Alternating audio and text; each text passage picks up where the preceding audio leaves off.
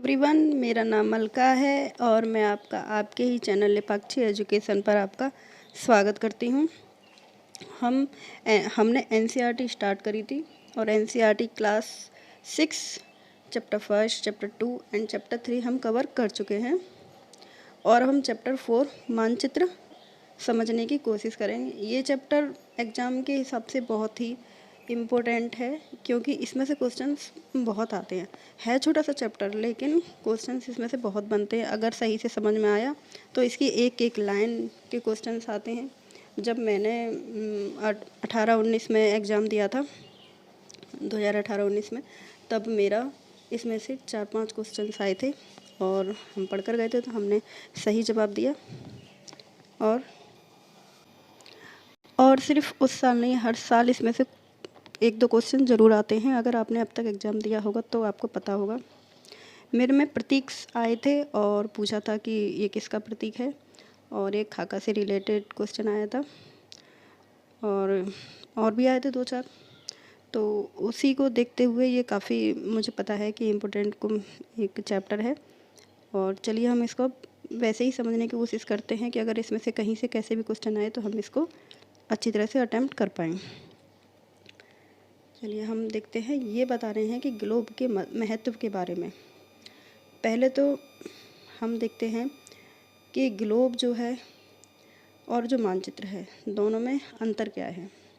Globe में हमारे पास कुछ सीमाएं होती हैं, जैसे कि देश, अलग अलग देश होते हैं, और ग्लोब जो है उसमें हम अक्षांश, देशांतर, इनके बारे में पढ़ते हैं। और ग्लोब को हम चपटा करके उसमें चित्र नहीं बना सकते क्योंकि वो गोलाकार होता है। और भी बहुत कुछ है, दोनों में अंतर। और मानचित्र ये है कि एक चपटी सी सतह होती है और उस पर कोई भी खींचा गया चित्र मानचित्र होता है। मानचित्र के भी अपने नियम होते हैं, आगे पढ़ेंगे इसके बारे में। लेकिन अभी आपको पता होगा कि ग्लोब और मानचित्र में अंतर क्या है। जैसे अपने देश, राज्य, जिलों, शहरों तथा गाँवों के बारे में अध्ययन करना चाहते हैं तो मानचित्र की आवश्यकता अवश्य पड़ेगी। उसमें ग्लोब आपकी कोई हेल्प नहीं कर पाएगा। ग्लोब अपनी जगह पर है, मानचित्र अपनी जगह पर है। ग्लोब हम अच्छी तरह से पढ़ चुके हैं और मानचित्र भी अब हम कवर कर रहे हैं। आई होप ग्लोब और मानचित्र में आपको अंतर समझ में आ गया होगा। अब देखते हैं आगे क्या कह रही हैं। मानचित्र हमारी विभिन्न ज़रूरतों के लिए आवश्यक है। हाँ, कुछ मानचित्र एक छोटे क्षेत्र को एवं कुछ तथ्यों को दर्शाते हैं। तो चलिए अब हम मानचित्र के प्रकार देखते हैं, कितने प्रकार के होते हैं। पहला होता है हमारा भौतिक, दूसरा होता है राजनीतिक और तीसरा होता है आपका थीमेटिक होता है। 3 प्रकार के होते हैं जो मानचित्र होते हैं। पहले आपको मैं भौतिक के बारे में बताऊं कि भौतिक मानचित्र को फिजिकल मानचित्र भी कहते हैं और इंग्लिश में बोलते हैं। और दूसरी बात यह है कि इसमें प्राकृतिक आकृतियों जैसे पर्वत, पठार, मैदान, नदी, महासागर इत्यादि के मानचित्र में इसे दर्शाते हैं और इसे उच्चावच मानचित्र भी कहते हैं। इसे ज़रूर नोट कर लीजिएगा। भौतिक का दूसरा नाम उच्चावच मानचित्र भी है। उच्चावच मानचित्र भी है। तो ऐसे पूछ सकते हैं कि उच्चावच मानचित्र क्या होता है, उसमें किसको दर्शाते हैं, या भौतिक मानचित्र क्या होता है। तो उच्चावच नाम से समझ में आ रहा है कुछ ऊंची ऊंची चीज़ें, जैसे पर्वत, पठार, मैदान और आपकी नदियाँ, महासागर, ये प्राकृतिक जगह है। ये प्राकृतिक जगह का मतलब यह है कि हम इंसानों द्वारा नहीं बनाई गई है। ये प्राकृतिक चीज़ें हैं, ये प्रकृति से ही बनी हुई हैं। अब देखते हैं राजनीतिक में समझ लीजिए कि जो राजनीतिक होते हैं उसमें जैसे किसी राज्य में नगर में शहर और गांव, और फिर उसमें कस्बा या फिर किसी विश्व के बारे में बताएं तो उसे बोलेंगे राजनीतिक का मतलब होता है जो एक मतलब शहर का, राज्य का, पर्टिकुलर किसी जगह का, उसके बारे में हम डिटेल में बताएंगे तो वो होगा आपका राजनीतिक। चलिए हम देखते हैं थीमेटिक में मैं आपको बताऊँ, थीमेटिक में वो होता है जैसे किसी सड़क को बताना है, जैसे किसी वर्षा की जगह बतानी है, जैसे वन और उद्योगों के बारे में बताना है, और जैसे आपको इनके वितरण, जैसे मतलब ये कितनी जगह पर वितरण है, मतलब बटे हुए हैं, ये उस चीज़ को दर्शाता है। पर और बताती हूँ, भौतिक मानचित्र वो होते हैं जिनमें प्राकृतिक चीज़ें दर्शाई जाती हैं। और राजनीतिक चीज़ें, राजनीतिक मानचित्र वो होता है जिसमें किसी जगह, शहर, राज्य, नगर को दर्शाया जाता है। और ये आपका थीमेटिक वो होता है जहाँ सड़क, वर्षा, वन, उद्योग, वितरण जहाँ होते हैं उन जगहों को दर्शाया जाता है थीमेटिक में। समझ रहे होंगे आप। और इनके भी 3 घटक हैं। चलिए, मानचित्र के 3 घटक होते हैं। पहला दूरी, फिर दिशा और तीसरा प्रतीक। तो पहले हम पढ़ेंगे दूरी के बारे में। तो जो दूरी है आपकी, उसके बारे में आप ज़रा समझिए, क्योंकि ये बहुत इम्पोर्टेंट है। ये जो दूरी है, बाकी तो आप बड़े आराम से समझ जाओगे बाकी सारी चीज़ें, लेकिन दूरी को समझना थोड़ा सा कठिन हो जाता है। इसको आप सही से समझिएगा। मैं आपको समझाती हूँ कि अब आपको पता है कि मानचित्र जो है वो तो मतलब मानचित्र एक ऐसी चीज़ है जो बहुत बड़ी है, और उसे हमें किसी कागज़ में छोटे स्तर पे दर्शाना है। लेकिन उसकी स्थिति सही हो, कहाँ पर है, मतलब उसकी पोजीशन, और उसके आसपास का एरिया, और जो भी है उसके आसपास की दूरी, और देशों से और शहरों से, नगरों से, राज्यों से सही से, सावधानी से अगर हमें कागज़ पर उस चीज़ को उतारना है तो हमें एक पैमाने की ज़रूरत पड़ेगी, पैमाने की। और ताकि स्थानों के बीच की दूरी वास्तविक रहे। यह तभी संभव हो सकता है जब कागज़ पर एक छोटी दूरी स्थल की बड़ी दूरी को भी व्यक्त की जाए। इसीलिए हम एक पैमाने का यूज करेंगे, और पैमाना जो है वो वास्तविक दूरी तथा मानचित्र को दर्शाता है, अनुपात बताता है। अनुपात बताता है। इस चीज़ को मैं आपको ऐसे समझाती हूँ, जैसे कि हमें महासागर के बारे में बताना है, 2 महासागरों की दूरी के बारे में बताना है, या फिर महाद्वीपों के या देशों के बारे में बताना है। कागज़ में मतलब दूरी बतानी है, तो उसे ऐसे कैसे बताएंगे कि मतलब इतना बड़ा कागज़ तो लेकर नहीं आएंगे कि 500 किलोमीटर, नहीं। उसे हम कैसे बताएंगे कि 500 किलोमीटर को हम सिर्फ 5 सेंटीमीटर में शो कर देंगे। समझ रहे हो आप। मतलब अगर कहीं दूरी है 500 किलोमीटर की, तो हम उसे 5 सेंटीमीटर में शो कर देंगे। तो अगर वो 1000 किलोमीटर है, तो फिर हम 10 सेंटीमीटर में शो कर देंगे। तो इस चीज़ को समझिए आप थोड़ा सा, कि मतलब जो दूरी है, जो बहुत ज़्यादा दूरी है, हम उसे छोटा करके पैमाने से समझा देंगे। इसे छोटे पैमाने वाला मानचित्र बोलते हैं। छोटे पैमाने वाला मानचित्र बड़ी जगह को बताता है। इस चीज़ को ज़रा ध्यान से समझिएगा। जो छोटे पैमाने वाला मानचित्र है, ये क्वेश्चन आ चुका है कि छोटे पैमाने वाला मानचित्र किस चीज़ को दर्शाता है। तो ज़्यादातर बच्चे दे देंगे कि छोटी जगह को नहीं। छोटा मानचित्र बहुत बड़ी जगह को दर्शाता है, और उसमें सही से डिटेल में समझ में भी आ जाता है। और जो बड़े पैमाने का मानचित्र है वह छोटी जगह को दर्शाता है। जैसे कि किसी बच्चे का स्कूल है, स्कूल से घर 10 किलोमीटर दूरी पर है, तो उसे ऐसे नहीं दिखाएंगे कि 10 किलोमीटर वाला कागज़, नहीं, उसका मतलब 5 सेंटीमीटर का एक कर देंगे, तो 10 सेंटीमीटर का 2 सेंटीमीटर हो गया। ऐसे जैसे अब इधर बता रहे हैं वो देखिए। जब एक छोटे क्षेत्रफल का भाग, जैसे आपका गांव, शहर, कागज़ पर दिखाना है तो बड़े पैमाने का उपयोग करते हैं। ठीक है, बड़े पैमाने का उपयोग करते हैं। और 500 मीटर की दूरी को 500 मीटर की दूरी को 5 सेंटीमीटर से दर्शाते हैं। इस प्रकार मानचित्र को बड़े पैमाने वाला मानचित्र कहते हैं।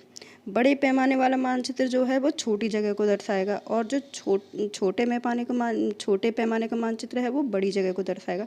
आप इसको ज़रा मतलब कहीं अच्छी तरह से समझ लीजिए इस चीज़ को, या किसी कॉपी में उतार लीजिए। देखिए, जैसे मैं बता रही थी वो चीज़ ऐसे हैं।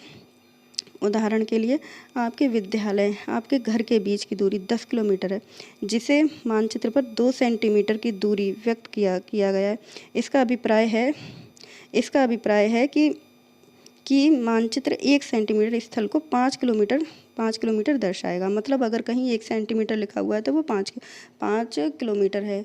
और अगर क्या कहते हैं, ये छोटे स्तर का बता रहे हैं, छोटे पैमाने का नहीं, छोटे स्तर की जगह और बड़े पैमाने का। इस बात को देखिए कि छोटे पैमाने वाला जो मानचित्र है वो तो बड़ी जगह को बताएगा, और जो बड़े पैमाने वाला मानचित्र है वो छोटी जगह को बताएगा। आई होप आपको ये दूरी वाला कॉन्सेप्ट समझ में आ रहा होगा। मतलब कोई ज़्यादा वैसा तो नहीं है, लेकिन फिर भी अगर आपको समझ में आ रहा है तो ठीक है, नहीं तो फिर हम इसकी मतलब एक PYQ और MCQ भी लेकर आएंगे, उससे क्वेश्चन पूछेंगे तो आपको सही से और अच्छी तरह से समझ में आ जाएगा। चलिए अब हम देखते हैं। ये जगह है, ये आपको प्रतीकों के बारे में बताएंगे अब। ये प्रतीकों के बारे में बता रहे हैं फिलहाल। हाँ ये देखिए इस चीज़ को, ये मीटर मीटर है, देखिए ये 10 सेंटीमीटर 10 मीटर को हम 1 सेंटीमीटर में ये नाप रहे हैं, मतलब पैमाने का हिसाब होता है अपना अपना। अब हम देखते हैं दिशा। दिशा दिशा को समझना बहुत आसान है, क्योंकि दिशा जो है, आपने मानचित्र तो देखा ही होगा, आपके घर में होगा, कहीं अगर नहीं भी देखा है तो आप नोटिस करिएगा कि मानचित्र का जो ऊपर का हिस्सा होता है उधर एक तीर बना होता है। मानचित्र का जो ऊपर का हिस्सा होता है ये वाला, इधर एक तीर बना होता है, उस पर लिखा होता है ऊ, सिर्फ ऊ लिखा होता है। उसका मतलब होता है कि उत्तर दिशा। अब जब ऊपर उत्तर दिशा है तो नीचे क्या होगी, दक्षिण। अगर अगर नीचे दक्षिण है तो इधर होगी पूर्व और इधर होगी पश्चिम। तो ये उत्तर दिशा इसीलिए दर्शाते हैं उसमें मानचित्र में। प्रधान दिग्बिंदु इन्हें कहा जाता है, ठीक है। और इनके अलावा 4 दिशाएं और होती हैं, जैसे उत्तर पूर्व, दक्षिण पश्चिम, उत्तर पश्चिम। इसको ऐसे बताते हैं, मैं आपको बताती हूँ। जैसे अपनी ये हो गई 4, जैसे ये हो गई आपकी 4 दिशाएं, ठीक है। ये तो हो गई उत्तर, दक्षिण, पूर्व, पश्चिम। लेकिन ये क्या है, उत्तर पूर्व, उत्तर इधर का, पूर्व इधर का। ये क्या है, दक्षिण पूर्व, दक्षिण इधर का, पूर्व इधर का, दक्षिण पूर्व। और ये क्या हो गई, ये पश्चिम और ये दक्षिण, तो दक्षिण इधर का, पश्चिम इधर का, दक्षिण पश्चिम। ऐसे ही उत्तर ऊपर का और पश्चिम इधर का, उत्तर पश्चिम। ये भी ये इनकी स्थिति का मतलब इन दिशाओं से ही मानचित्र पर सही तरीके से जगह का पता लगाया जा सकता है। अब आप फिलहाल इस पर ध्यान दीजिए कि प्रधान दिग्बिंदु जो हैं, इन पर ध्यान दीजिए। ये 4 दिशाएं होती हैं, उसमें भी जो उत्तर वाली जो ऊपर बना होता है वो मेन होता है, वो हर मानचित्र में होता है। अच्छा, और हाँ ये और समझने वाली बात है, आपने वो तो देखा ही होगा, क्या कहते हैं, कंपास देखा होगा, ये ऐसे बना होता है, वो दिशा बनाई होती है। तो इसमें जो होता है ना, नीचे के साइड मैग्नेट होता है, चुंबकीय सुई होती है, चुंबकीय सुई, जो दिशा हमेशा उत्तर और दक्षिण दिशा को ही शो करता है हमेशा। जो चुंबकीय सुई होती है कंपास में, वो हमेशा ये दिक्सूचक वही कंपास ही बता रहे हैं कि उसमें जो मैग्नेट वाली सुई होती है वो हमेशा उत्तर और दक्षिण को ही शो करती है। आई होप समझ में आया होगा। अब देखिए प्रतीक समझने की कोशिश करते हैं। ये तीसरा प्रमुख घटक है। जैसे भवनों का, सड़कों का, पुलों का, वृक्ष, रेल, पटरियाँ या कुएं को दिखाना ऐसे मानचित्र में संभव नहीं है, क्योंकि ऐसा होता है कि पास में ही मंदिर है, पास में ही स्कूल है, पास में ही आपका रेलवे स्टेशन है, तो उस जगह को हम अगर नाम से भी लिखेंगे तब भी बहुत बड़ा मानचित्र हो जाएगा जगह जगह पर। तो उसकी जगह पर प्रतीक बना दिए हैं कि देखो मंदिर का अलग प्रतीक है, और क्या कहते हैं, आपका हॉस्पिटल का अलग प्रतीक है, और रेलवे स्टेशन का अलग प्रतीक है। तो सिर्फ प्रतीक बना दो और पता लग जाएगा कि कौन कौन सी चीज़ें कहाँ कितने पास हैं। वैसे ही उसी को थोड़ा लिखने की जगह पर प्रतीकों से ही मानचित्र में पता लग जाता है चीज़ों का। इसलिए वह निश्चित अक्षरों, छाया और रंगों एवं चित्र रेखाओं का उपयोग करके दर्शाए जाते हैं, ठीक है।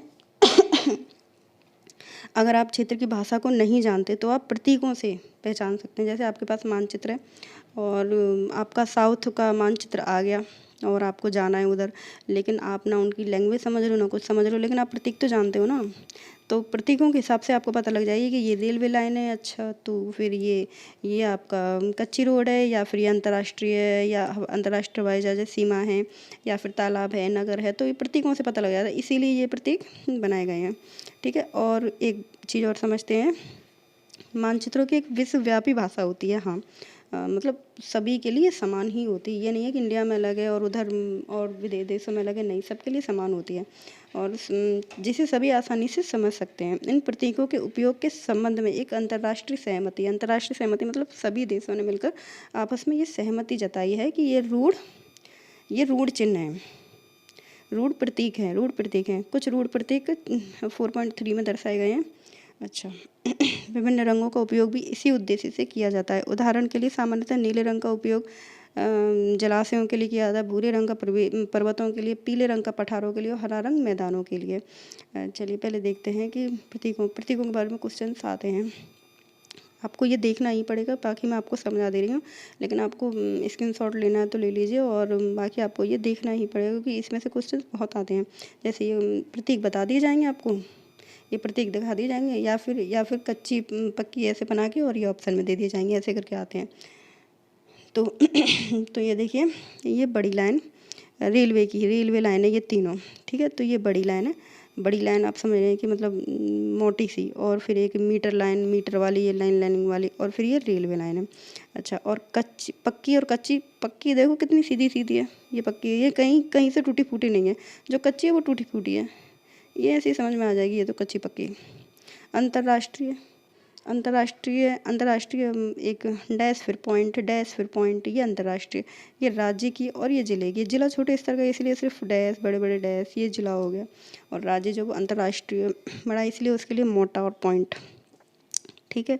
अब नदियाँ देखें, नदियाँ बहता हुआ नीला पानी, कुआँ काले रंग का पॉइंट, और तालाब एक जगह पर ही नीले कलर, नहर एक साइड से निकली हुई नहर है ना, मतलब एक पुल सा जा रहा है उसमें से नहर, और ये आपका पुल, ये आपका पुल शो हो रहा है। फिर मंदिर, मंदिर ये है आपका, ये मंदिर है, ये गिरजाघर है, ये मस्जिद है, और ये आपकी छतरी है। अच्छा, ये छतरी है। और post office, post telegraph office, police station के पीएस, और पोस्ट टेलीग्राम के लिए पीटीओ, और पोस्ट ऑफिस के लिए तो सिंपल है, बस्ती ये होती है। कब्रिस्तान, इस चीज़ को ज़रूर देखना, कब्रिस्तान। और ये पेड़, पेड़ बड़े नहीं सही बनाए हैं पेड़। और फिर ये घास, जगह जगह ये घास हो गई आपकी, ये चलिए अब हम समझ चुके हैं प्रतीक। अब ये देखिए, इधर पूछ रहे हैं, देखिए हमने ऊपर देखा ना, ये बस्ती है, ये बस्ती है, ये पेड़ है, ठीक है। और और ये रेलवे स्टेशन है, और ये है आपकी मोटी वाली लाइन, और ये है आपकी पुल, और ये हमने उधर देखा था मस्जिद, और ये तालाब है ना, ऐसे ही तो था। चलिए, आई होप समझ में आ रहा होगा, आप एक बार एक्सरसाइज कर लीजिएगा। और ये रेखा चित्र, रेखा चित्र को आप ऐसे समझ सकते हैं, स्केच। स्केच जो होता है वो स्मृति पर आधारित होता है। जैसे कि आप रोड पर खड़े हो और कोई आपसे पूछ रहा है, भाई साहब हमें ये जगह बता दीजिए, तो आप ऐसे मुंह से बताओगे, ऐसे ऐसे करके। उसके समझ में नहीं आया तो आप एक कागज़ लोगे और एक पेंसिल लोगे और उसे बता दोगे कि देखो देख, लाइन पर एक ऐसे रोड क्रॉस करोगे, फिर एक दाएँ आएगा, फिर बाएँ आएगा। तो ऐसे ये मतलब स्मृति के आधार पर जो हम एक रैंडमली चित्र मतलब चित्र बना देते हैं, उसी को बोलते हैं रेखा चित्र। खाका होता है एक छोटे क्षेत्र का बड़े पैमाने का, ये क्वेश्चन भी आया हुआ है। खाका होता है एक छोटे क्षेत्र का, छोटे क्षेत्र मतलब अपना रूम समझ लीजिए, उसके बड़े पैमाने पर खींचा गया रेखा चित्र, मतलब छोटी सी जगह का अच्छी तरह से अपना रूम समझ लिए, और उसका हमें मतलब सारा वो बनाना है कि कितने मीटर लंबा है, चौड़ा है, ऊंचाई है। इसको इसी को बताने के लिए, अच्छी तरह से समझाने के लिए एक रेखा चित्र खींचा जाता है पैमाने पर। हम लोग बड़े पैमाने पर वाला एक रेखा चित्र खींच सकते हैं, उसी को बोलते हैं खाका। आई होप आपको ये वाला भी मेरा वीडियो पसंद आया होगा। बस इतना ही है, ज़्यादा कुछ है नहीं, छोटा सा चैप्टर था और ज़्यादा कठिन भी नहीं है, सरल ही था सब। तो फिर समझ में आ चुका होगा।